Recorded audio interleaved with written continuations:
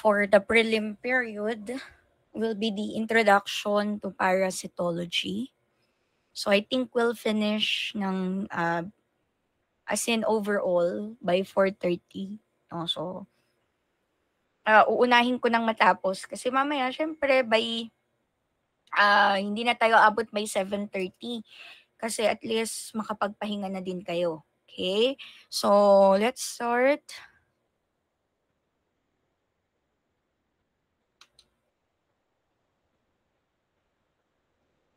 So after this, I'll be having the orientation naman sa laboratory. Supposedly may discussion na dapat tayo sa lab. But yun nga, no? Since this is our first meeting technically, sa lecture na lang tayo maghabol, okay? We can do it naman sa laboratory by next week. So let's start. So introduction to parasitology.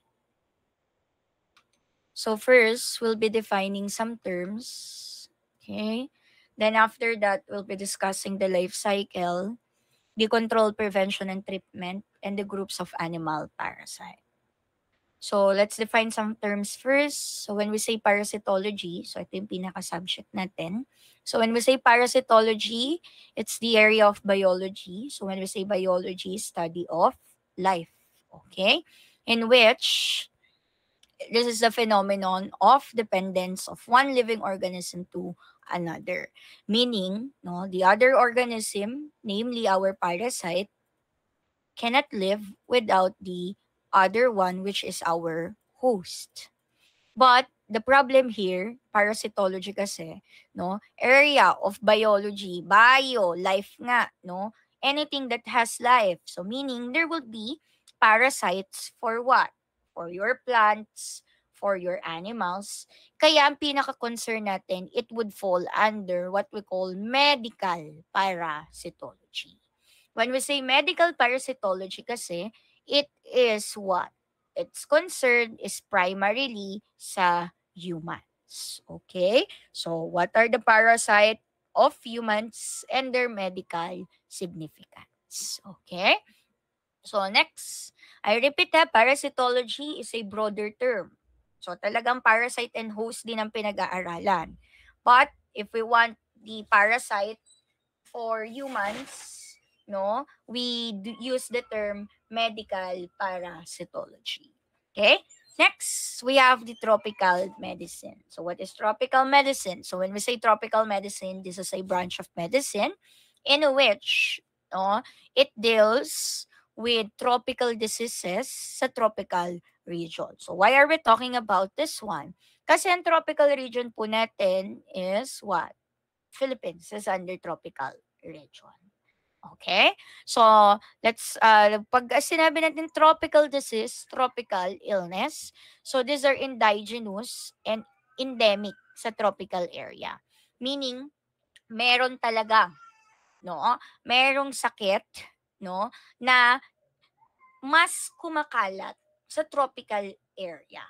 But, hindi po ibig sabihin na hindi na siya lumalabas sa ibang parte ng mundo. Lalabas pa rin, it would come out, but rather lower yung cases. Kumbaga, may nakapunta lang doon na merong sakit, no? Kaya magkakaroon sila ng positive cases, but pag tropical disease kasi, this is mainly sa tropical area or tropical country like the Philippines. Bakit nga natin nababanggit, ma'am, yung tropical disease? Because parasitic diseases, no, are an example of tropical, majority ng tropical disease rather, no, is parasitic in nature. Okay? Next, let's discuss the biological relationship. So, with the biological relationship, we have what we call the symbiosis. So, when we say symbiosis, this is the living together of unlike organism. Meaning, no, like the example here sa picture, si sea anemone at si clownfish. They are different organism. No? So, hindi naman isda yung sea anemone natin. Magkaiba talaga sila. So, but they are living together para po sa advantage or protection ng isa or pwedeng pareho. Okay? So for example, the clownfish, the color of this one is so bright. O, diba? Orange. Kitang-kita talaga. Ngayon, with the help of the sea anemone, no, our clownfish could cover, no, or protect, no, yung sarili niya.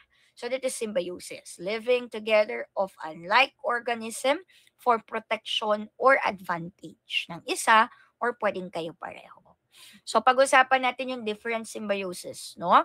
Meron tayong tinatawag na phoresis. Ito, magkaibang organism ulit, no? But what they are doing is just traveling together. So traveling together, mainly there is a bigger creature or organism.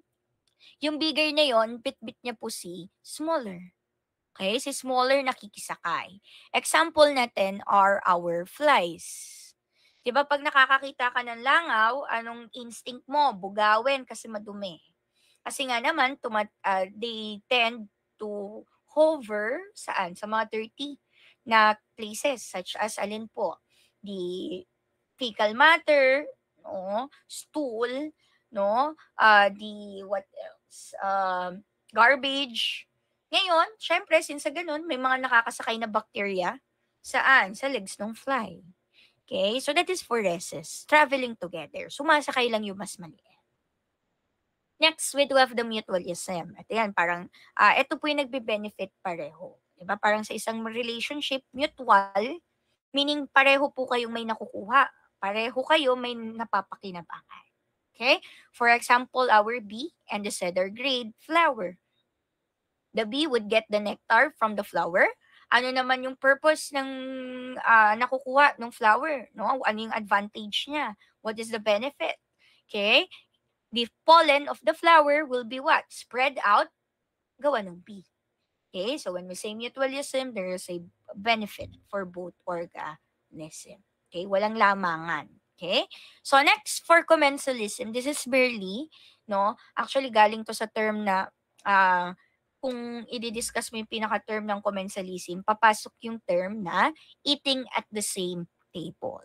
Okay? So meaning, to organism, no, what the other one benefits, but the other one is unarmed, no? So unharmed siya, paano? Yun nga, eating together. So for example, you are eating, then, no, you got full. So busog ka na. I don't wanna eat it anymore. It's considered as leftover. Hindi ko naman na maiuwi. I can take it home because too konti, no? And yun nga, nagalaw mo na, baka mapanis naman na pag inuwi mo pa. So, iiwan mo na lang doon. Ngayon, you have a friend with you.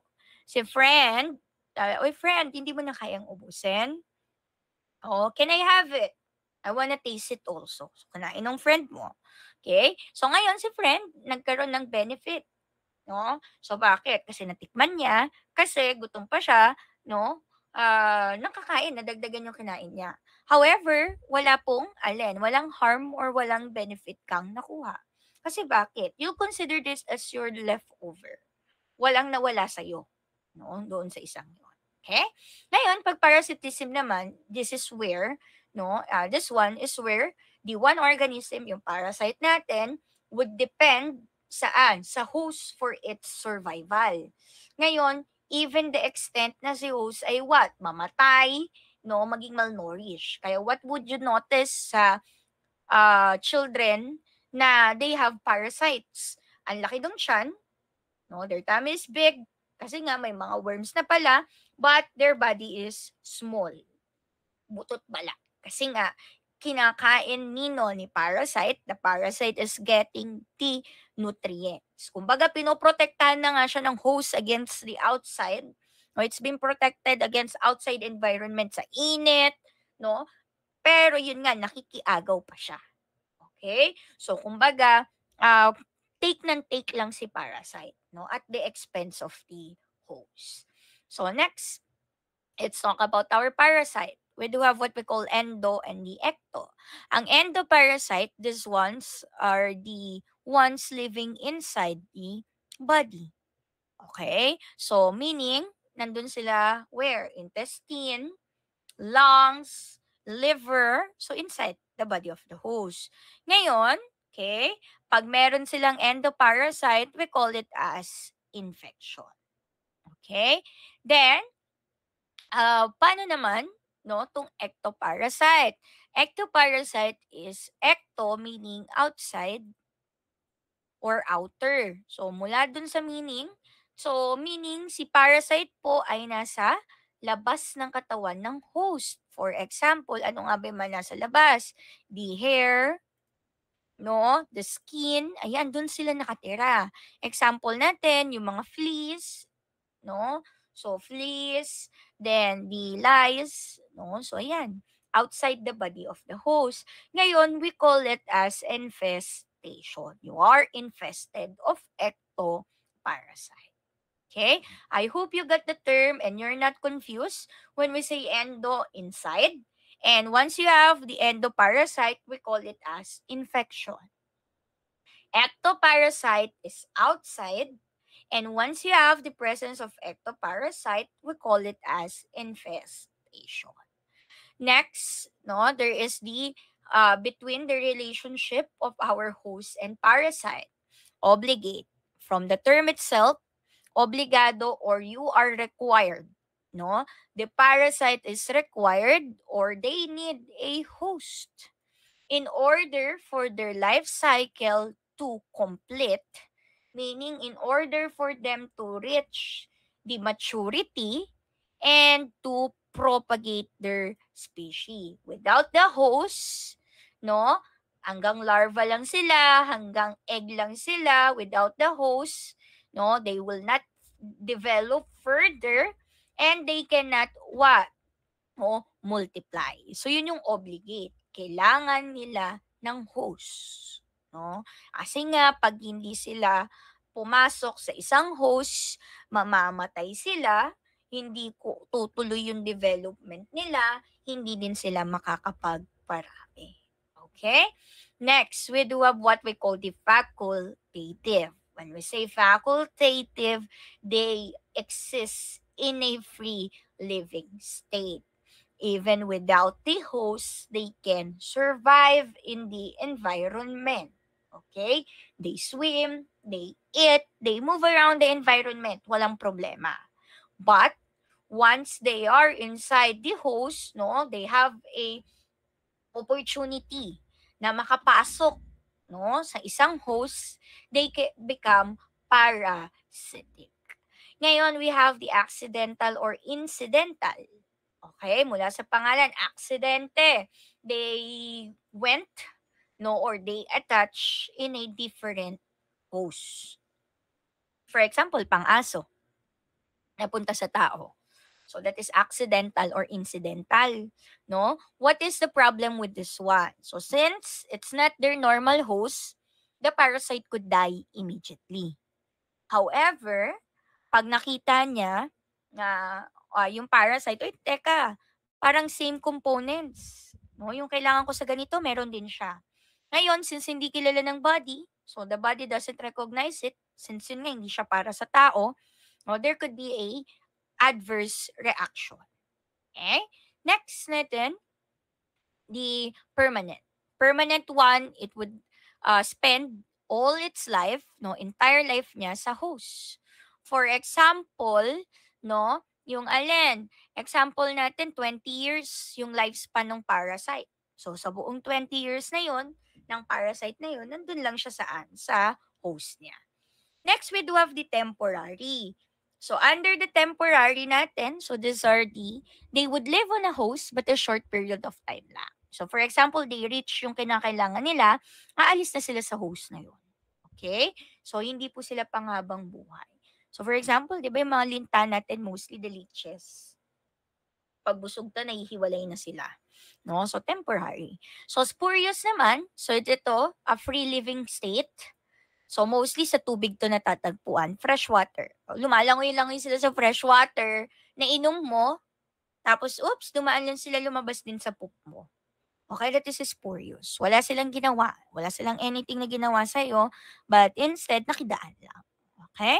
Next natin, the host. We're done with the parasite. Let's discuss the host. So, when we say the host, so this is what?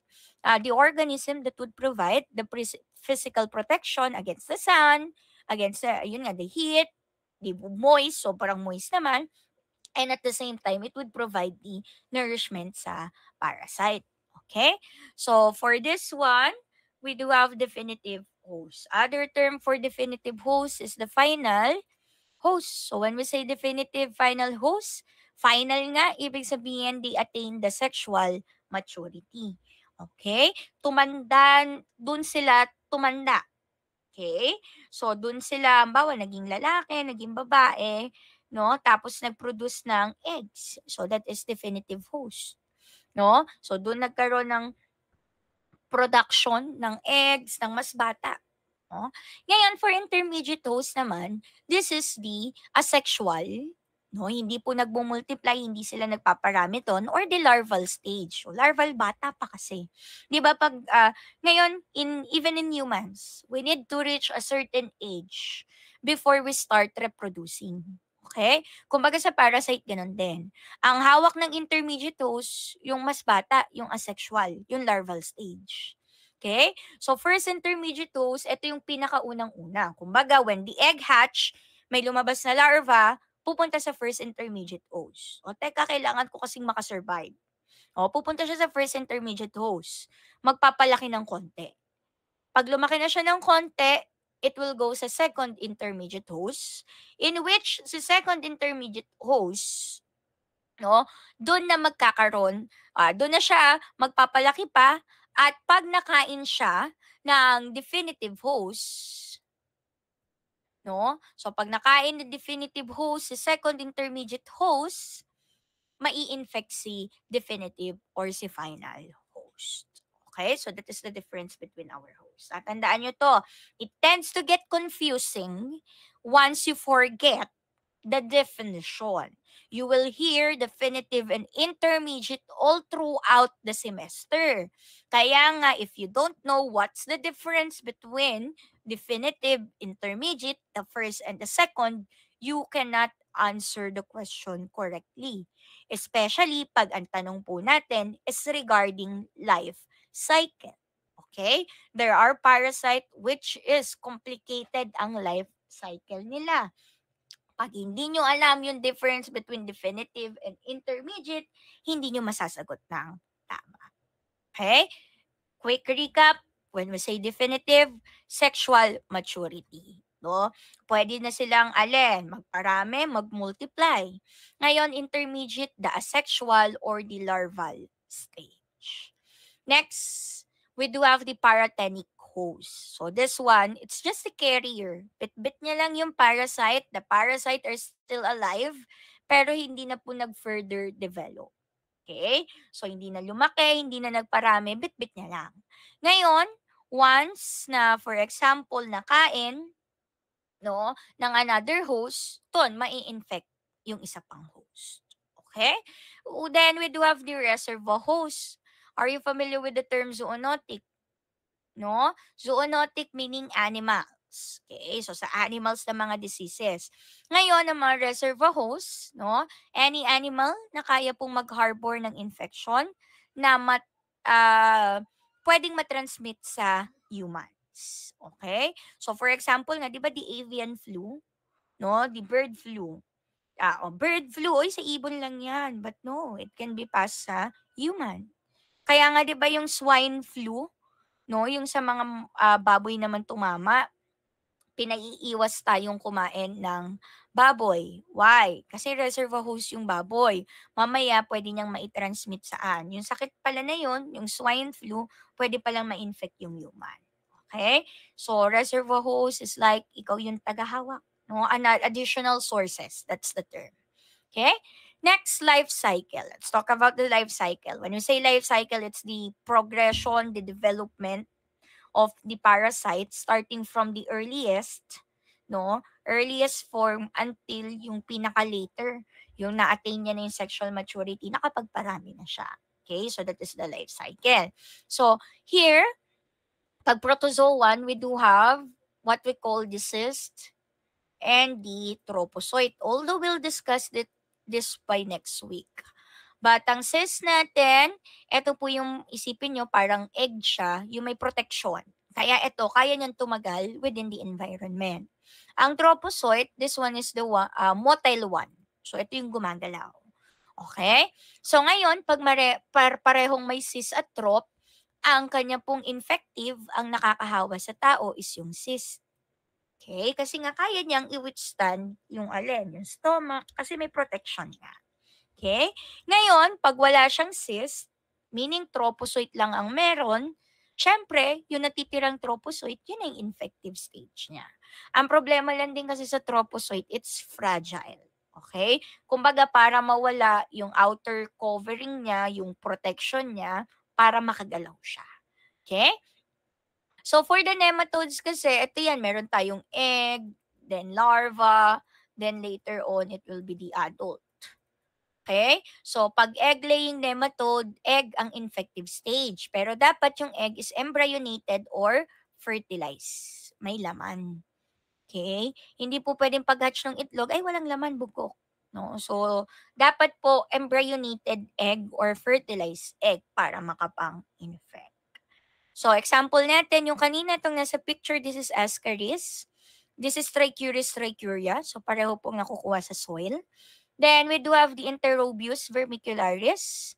No? Itong Enterobius vermicularis naman po nakukuha in contact. No? So, nagkakaroon kasi ng tinatawag na pruritus anay, nangangati yung puwetan na area. So, pag kinamot mo, tapos may Enterobius ka pala, later on, pwede mong ma-ingest or ma-inhale. Okay? Next, we have the vector. So, ang vector natin, so these are the one responsible transmitting the parasite from one host to another. They do gap the ecological, they do bridge the ecological gap. No? Kasi para mas mabilis yung infection. No, mamaya hindi naman talaga kumakain ng alin. Hindi kumakain yung tao ng ganito. Oh. So, with the vector, napapasahan pa rin siya ng sakit. Okay, kumbaga si vector yung magta-transmit. No, magdadala na kay tao. Okay, or kay host. So, meron tayong mechanical and biological. Mechanical, ito yung phoresis, you bit-bit lang. No? Your passive transfer.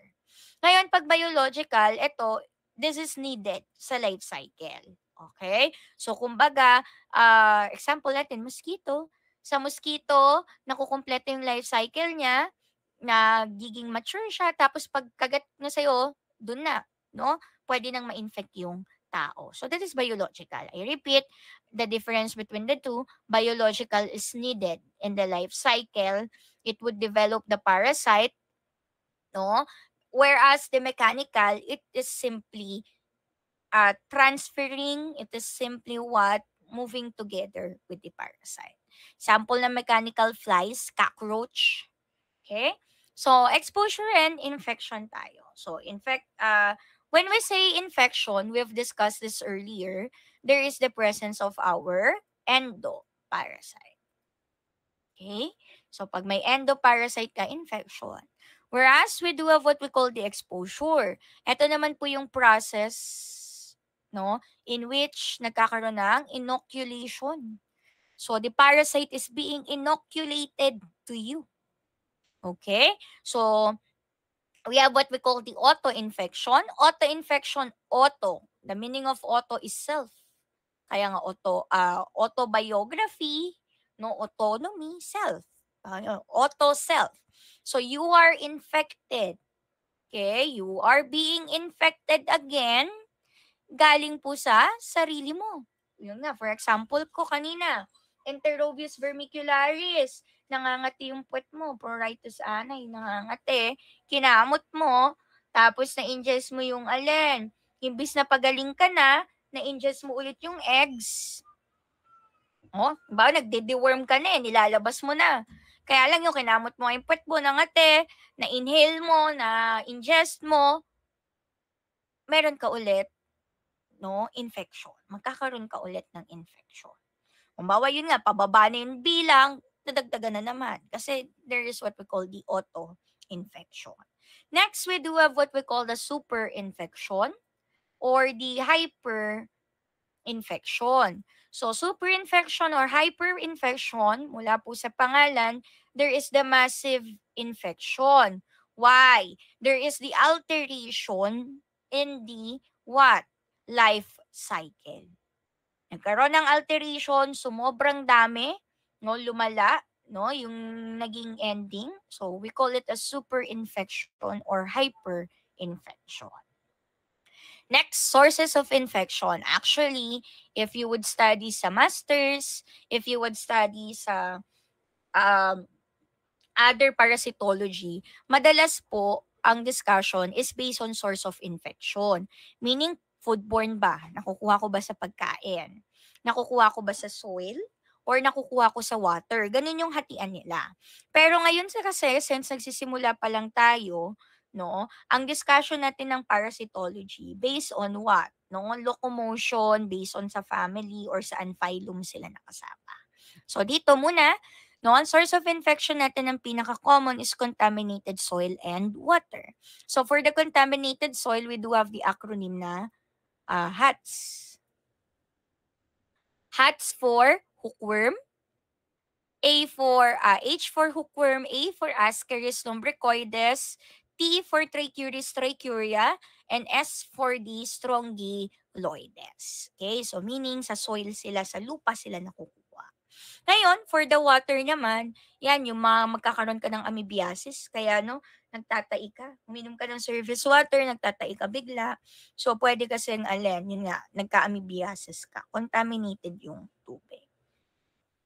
So, mode of transmission, pansin nyo naman, karamihan po, bibig. Nakakain ka, no, ng pork, ng beef, na may larva, no? So, nakainom ng tubig, na may cyst, so mouth pa rin. So, nakakain ka ng kumakain ka ng sushi, sashimi, ng kinilaw, mga hindi niluluto na fish. Ayan, no? Ito naman yung makukuha mo. Pwede din yung skin penetration, but that is what? Rare. Iilan lang po ang nakakapag-penetrate ng skin na parasite. Next, let's discuss the control, prevention, and treatment. Okay? So for the prevention and control, we do have the morbidity control. Under ng morbidity control, this is the avoidance of illness. Okay? Iiwasan na maging malala. No, iiwasan natin magka-elephantiasis ka, iiwasan natin na magkaroon ng na masira, no, magkaroon ka ng ulcer, magkaroon ka ng lesion sa intestine mo. Okay? So this is done by deworming individuals. Okay? So pwedeng ka talaga, no? Na-assess, teka, may amoebiasis ka, o bibigyan ka ng gamot to deworm. So that is morbidity control. Ngayon, pwede naman, kindergarten kasi kayo, mga kinder yung mga bata, batang-bata. Wait lang.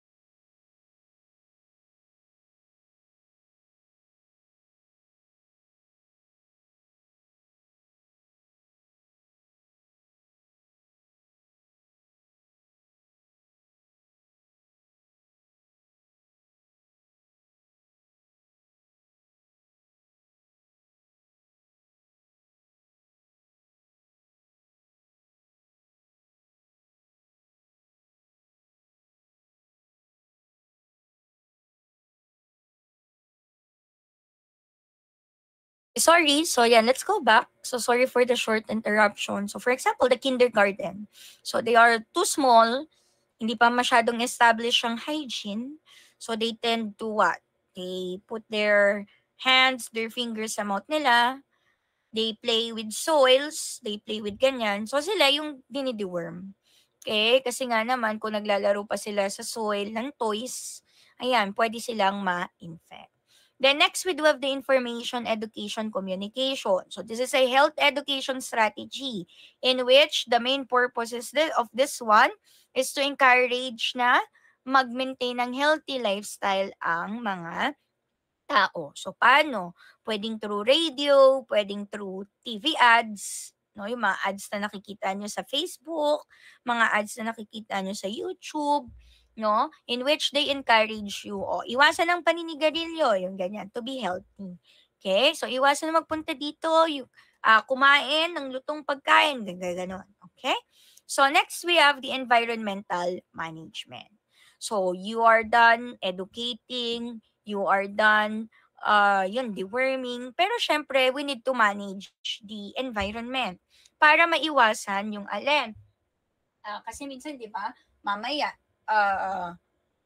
kahit anong ingat mo, anong linis mo, anong, yun nga, you practice healthy lifestyle but your environment is what? Dirty, unsafe, you'll get the disease. Okay? So sa environmental management, there is the planning, organization, no monitoring, para you modify or manipulate the environment. What is the difference between the two?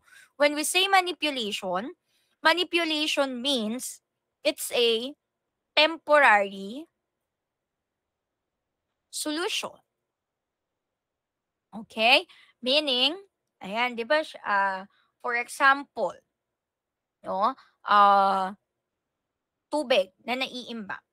Okay? O, nag-iimbak kayo ng rainwater. You collect rainwater. However, because you are collecting rainwater, since you are collecting rainwater, pwedeng pangitlugan ng mosquito. Okay?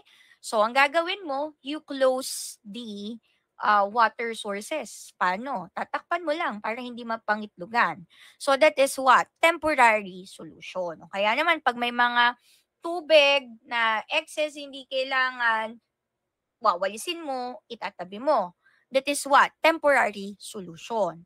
What we need is the modification. Modification, this is a permanent solution. The permanent solution is, for example, to have a pipe water line. No? Hindi ka naaasa saan? Hindi ka aasa na sa rainwater. Okay? So, that is modification. Permanent solution. So, mula doon, syempre, wala ka nang iniimbak na tubig, wala nang iitlogan yung lamok. Okay? So, therefore, nami-minimize po yung interaction ni vector kay host. Okay? Next, let's proceed with environmental sanitation and sanitation. Let's discuss first sanitation. Okay? Sanitation is a broad term. Meaning, no? So, there is the safe disposal ng human excreta. So, hindi yung may poop, anong gagawin? Pa-plastic mo, itatapo mo kung saan. O kaya nilulubog mo lang, no? So, pag sanitation, yan, meron kang sewage system, tapos itatapon saan? Mapupunta sa ganito. So, that is sanitation, no? And then you have a safe drinking water. Ngayon, what is the difference between the environmental one? Ngayon kasi, ito yung problema in developing areas, no? Such as yung mga near the coastline. Okay? Yung mga may resort. Yun, sa madaling salita, the one living in the coast area and then they tend to make a resort. No? Yes, they have sanitation, meaning yung poops is what? May pinupuntahan. The problem is, saan? It would go, some of them, it would go directly to a river or to a body of water, which is a problem. Why? There is what we call the environmental health risk. Namamatay yung ilog later on. The body of water would die. Because of what? Kasi nga, ang daming tinatapon na kung ano-ano. With the environmental sanitation, nire-reduce din po yung problema. Okay? Sa environment. Hindi mo hahayaang mamatay yung ilog. Kaya nga, di ba, the rehabilitation of what? Boracay. No? Part yun ng environmental sanitation. Hindi kasi pwedeng, no? Sige nga, hindi nga naiipon doon sa establishment. The establishment is what? Walang human excreta, may drinking of water. The problem is, saan napupunta? No? Saan directly? So, which is kinasisira nung nature or the environment. So, yun naman yung environmental sanitation. Interventions. Okay? Para ma-make sure na maayos yung management ng excreta. Okay? So, next treatment. So, deworming. Yan nga, you drink a drugs or a medicine. Kasi sa atin, pag narinig na, dapat kayo ha, since you're working in a medical field, pag narinig nyo yung drugs, isipin nyo, gamot. No, hindi yung, pag narinig yung drugs, ay teka, ano to yung mga illegal ata to, makukulong ako dito Okay? So, for us, no, when we say drugs, so these are what? It could help you, for example, pag may amoebiasis ka, you drink metronidazole. Okay? Kung meron kang kung meron kang nematodes, no? So, pupurgahin ka, you drink mebendazole, tapos may lalabas na mga bulati sa pupo mo. Okay? Trematodes and cestodes, you drink praziquantel. Okay? So, for treatment, so aside doon, di ba nagagamot ka nga? So, pag zero na talaga, negative, no, there is no egg found in your stool sample or urine or any sample, you are considered as cure. Hindi po one time, big time ha, multiple sample. So multiple sample, wala na talaga, negative, cure rate. You are cured. Okay? Then next, we do have what we call the egg reduction rate. There are infection na mostly, no, may type tayo ng infection. There are the heavy ones, heavy infection, moderate to light. Ngayon, maybe heavy ka, then because of the deworming, naging moderate. You continue the deworming, naging light, and until that, after the light, you reach the cure rate. Okay, so that is the egg reduction rate. Next, selective treatment. Selective treatment, this is individual level. Okay? You select the individual based on the assessment or diagnosis. Na-diagnose na may E. vermicularis. Na-diagnose na may ascaris. So, gagamutin mo. That is selective treatment. Whereas for targeted treatment, you target a certain group kahit hindi po positive yung isang buong group na yon. For example, ngay mga kinder. Okay? So, bakit? Baby, because of the age, the sex, kasi sila yung mas prone. So, that is targeted treatment. No? There is a characteristic no, na sinusundan mo, kaya sila yung gagamutin mo. Okay? Ang selective, it would base on diagnosis or assessment. So, universal treatment, ito naman mula sa pangalan universal, everyone, population level po ito.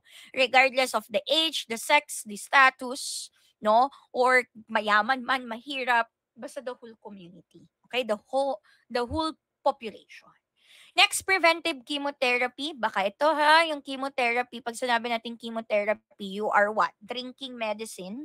Hindi siya pag sinabi, chemotherapy, ang papasok agad may cancer. No? Preventive chemotherapy, you're drinking a drug, no, to prevent yung magkaroon ka ng infection. For example, you'll be going to Palawan, and in Palawan po, anong meron sa Palawan? Malaria. No, ang daming malaria cases doon. Okay? Para maiwasan na magka-malaria ka, you drink preventive drugs para hindi ka ma-infect. No? Prophylaxis na tinatawag. Next, this is eradication versus elimination. When we say eradicated, zero worldwide. Sa example lang natin ito si smallpox, yung talagang na-eradicate na wala ng cases na lumalabas. No, that is disease eradication, as in tanggal na. Ngayon, ang disease elimination, it's just the zero incident in a specific disease and specific area. For example, sa Quezon City, kunwari we eliminated malaria. Wala na nagkaka-malaria sa Quezon City. Quezon City lang. Okay? And malaria lang. No? So, ngayon, kailan lang mag-eradicate yung malaria? Pag buong mundo, wala nang nagkakasakit na malaria, which is malabo kasi there is the mosquito. Okay? So, next, let's proceed. Etong elimination pwedeng magkaroon ulit, pwedeng mag-positive ulit si Quezon City. Bakit? Kung hindi ka nag-monitor and nag-surveillance. Okay? Next, group of animal parasite. So, for this one, Like I've mentioned, unang-una nga natin si protozoan. Pag sinabi nating protozoan, they are what? Unicellular. Isa lang yung cell nila. Kaya nga, during our experimentation, mahirap pong makita si protozoan. Kasi nga, iisa lang, napakaliit. Okay? Ang meron lang sa kanya, they have the nucleus or the nuclei, the cytoplasm, the outer limiting membrane, and the organelles, which is yung talagang kailangan niya lang to live. Wala siyang digestive system, wala siyang respiratory system. Ito lang talaga ang meron sa kanya, unicellular, kaya napakaliit. Okay? And we can divide it based on sa organ of locomotion, the movement. Okay? So for example, here, no, Sarcomastigophora. So we divide it further into subphylum Sarcodina and Mastigophora. Ciliophora, no, Ciliata. Apicomplexa, the apical complex. The Microspora, the spore forming. So isa-isayin natin yan. So for the Sarcomastigophora, it is divided into Sarcodina nga and Mastigophora. Ang Sarcodina, like I've mentioned, these are the amoeba. Yung naghahati, no, fission, naghihiwalay para dumami. And ang movement nila is using the false fit. Yun na tinatawag. O yan, sorry, no, medyo nabibilisan na yung iba. So, eto ha, I repeat. Our protozoans, this is unicellular. They need what? No? They need only yung mga nucleus, cytoplasm, the basic unit of cell. Yun lang yung kailangan nila to live. Okay? That's why if we would look at it under the microscope, it's hard. Okay? Bakit hard? Kasi nga, maliit lang. No? Napakaliit. Yung basic lang. Okay? Ngayon, ang protozoa natin, it is divided based on the locomotion. No? The organ of movement. Okay? Ang Sarcomastigophora, it's divided further into Sarcodina and Mastigophora. Okay? Isa-isahin pa naman natin yan. Ang Sarcodina, this is what? The amoeba. Ang amoeba natin, they have the tendency to divide. Paano? Pinaghihiwalay lang nila yung sarili nila. May multiple nucleus, tapos maraming nucleus, no? Then, paghihiwa-hiwalay nila, the nuclei, no? So, bawa 8, from that 8, no, sa isang katawan may 8 nucleus, paghihiwa-hiwalayin niya para maging 8 siya. Yun yung Sarcodina, yung amoeba natin. Paano sila nakakagalaw? They do have the false fit or the pseudopods. Okay? May nagpo-protrude, may nakalabas. Okay? Tapos yun yung ginagamit nila for movement. Ngayon, ang Mastigophora, this is the flagellates. Flagella. Isa sa pinaka-common na example is your sperm cell. Yung parang may whip. No? Yung parang may tail na panggagalaw nila. Ngayon, pwede pong multiple yung flagella. Okay? That is under the Mastigophora. Iisa-isahin natin yung mga under dito later on. Okay? Ngayon, ang Ciliophora naman, we have the ciliata. Ang meron sa kanya is what we call the cilia, or also known as ciliates. Meron sila nung cilia. Cilia is parang yung sa ilo. Di ba yung parang sa natin, respiratory tract, there is the cilia. Cilia is the hair-like structure. Yung hair-like structure na yon, those are the one na mag-move. No? Tutulong para gumalaw yung protozoan. Okay? Then next, we have the apicomplexa. They are not equipped ng alin. Wala silang hair-like structure, wala silang flagella, no? So, wala silang, kumbaga hindi pa definite yung locomotor apparatus nila. But, they do invade cells. Pumapasok sila, for example nga sa RBC. Pagpasok nila sa RBC, yun na, makakagalaw na sila kasi kung saan naman pumupunta yung RBC. Okay? Ano ang pang-invade nila? Kaya apicomplexa, yung tinatawag na apical complex. Okay? So we'll discuss further to mga classification later on. This is just introduction. Kung ano sila, no? Paano sila hinati, anong meron sa kanila. Okay? And microspora, mula sa pangalan, the spore forming. We rarely discuss microspora. Okay? Actually, yan. Hindi yan na-discuss halos. Okay? Next. Ito, hindi po classification ng protozoa na. Metazoa na tayo. Pag metazoan, ito na po yung multi-cellular. Meaning, they do have the digestive system, they do have the what? The respiratory, no? Pero malimit ang meron lang sa kanila, digestive, reproductive, yung mga ganon. No? So, hindi sila as in completely developed gaya ng tao na may nervous system pa, no? So, pero ito, pinagsama-sama na ng multiple cell, kaya nagkakaroon sila ng organ. Okay? So under this one, we have the platyhelminths, the nemalhelminths, and the arthropods. Ang platyhelminths natin, ito po yung tinatawag na, mula sa pangalan, platy, flat. Okay, so flat talaga sila kung titignan. We have the trematoda or the trematodes, other term, common name, flukes. Ang flukes po, they are leaf-shaped, no? Para pong dahon. Ngayon, yung dahon na yun, merong mga suckers. May parang bibig, may oral, yun nandito sa taas. Meron pong ventral, yun nandito sa bandang medyo baba na nung oral sucker. Anong purpose niyan? Pangkabit doon sa intestine ng tao at yung pangkain. Okay? And we do have what we call the cestoda or the cestode. Ang cestode naman, siguro nakakita na kayo ng tapeworm. Hindi, tapeworm tuloy. Ng tape or ng ribbon rather. Anong itsura ng tape or ribbon? Mahaba na flat. Ganun po ang itsura ng tapeworm. They are elongated and segmented. May hati-hati yung body. Meron tayong tinatawag na pinakaulo. We call it as the scolex.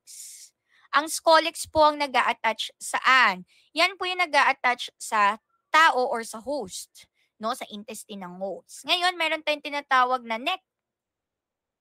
Ang neck po ang organ of, alin? Growth. Okay? So, ito yung lumalaki para maging segments. Okay? Pag malapit sa neck, no, ito, sabihin natin ito, yung pinakamalapit sa neck, immature po yan. Kasi kakalaki lang. The more na lumalayo, nagiging mature. Ngayon, minsan yung mga napuputol yung nasa dulong-dulo, yung gravid segment. Ano yung gravid segment? Ito yung pregnant segment. Nandun yung eggs. Okay? So, next, we do have the nemalhelminths. I-discuss pa natin yan pag inisa-isa na natin yung cestoda, trematoda, pero yan yung pinaka-basic summary nila. Okay? Ang nemalhelminths natin, these are the nematodes. Ito yung bulati talaga, the roundworms. Okay? So, ito yung mostly may male and may female. No? So, magkahiwalay yung male at female nila. Okay? And then, we do have the arthropoda or ito yung kilala nyo siguro na insect. No? So, there is the symmetrical organism na may segments, joint appendages. But we do not discuss arthropoda anymore. No? Kasi sobrang dami nila at iilan lang naman yung importante sa human. Okay? And that's it for our introduction. I repeat, that is just an introduction kasi later on, makakasalamuha ulit, we'll be discussing it again. Pero dapat ngayon pa lang, you got the gist, you know the definition, you know the differences, mga major differences, para pagdating later on, hindi kayo nalilito pag ginagamit yung terms. Okay? So sorry kung medyo mabilis kasi I tend to get faster na. Oo, may mga pagkakataon na 'pag sobrang napapabilis ko yung discussion kasi ang para natin 2 hours lang, magkakaroon pa tayo ng, 'di ba may quiz pa tayo sa simula, then the discussion. So, then bibigyan ko pa kayo ng quick break kasi 'di ba tuloy-tuloy yung 5 hours natin, 'no? So, kaya yun, actually, isa pa ako sa pinakamabagal, 'no, na nagdi-discuss, okay? But meet the other professors, no? Yung iba talaga sa kanila as in super parang nagra-rap na sila sa bilis. So, kumbaga sanayan na lang din. Okay? So, I suggest na you read books din. Kaya nga tayo nagkaroon ng reference kanina. Okay? So, you read the books para, kasi may students na nagtatanong, Ma'am, the exams, the quizzes, is it book-based or is it PowerPoint-based? Correct answer is what? Both. So, you need to read your books. Okay? Kasi sa books pa rin, sabi ko nga, hindi naman po sa PowerPoint ko kukuha ng tanong ang Board of Examiner. Instead, they would get questions from from our reference books. Ngayon pa lang you practice reading books. Okay? So, do you have any question?